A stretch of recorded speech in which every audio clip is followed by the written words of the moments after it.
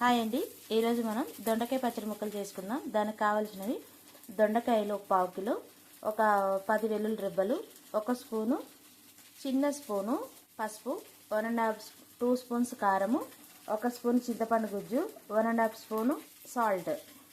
ఇవన్నీ మిక్సీ జార్లో వేసుకొని బరకగా మిక్సీ చేసుకోవాలి.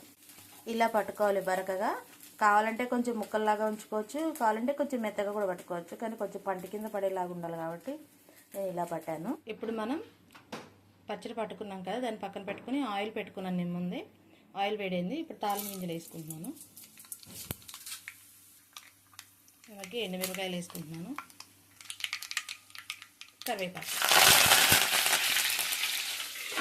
తాలింపు మగ్గిపోయింది. ఇప్పుడు నేను పట్టుకున్న అది వేసేసాను, పట్టుకున్న మిక్సీ చేసిన దొండకాయ మిక్సీని ఇప్పుడు తాలింపు మగ్గిన తర్వాత ఇందులో వేసానండి. ఇది కలుపుకొని కొంచెం ఆయిల్ పైకి పచ్చివాసన పోయి ఆయిల్ పైకి తినే వరకు ఉంచాలి.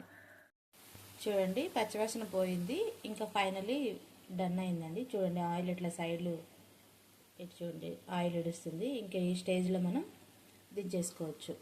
ఒకసారి ట్రై చేయండి, చాలా బాగుంటుంది. అంటే ఇప్పుడు దొండకాయ ఫ్రై చేస్తుంటారు కదా, ఇలా దొండకాయ పచ్చడి. ఇది పచ్చికారంతో కూడా చేయొచ్చు, అది నేను ఇంకొకసారి చేస్తాను.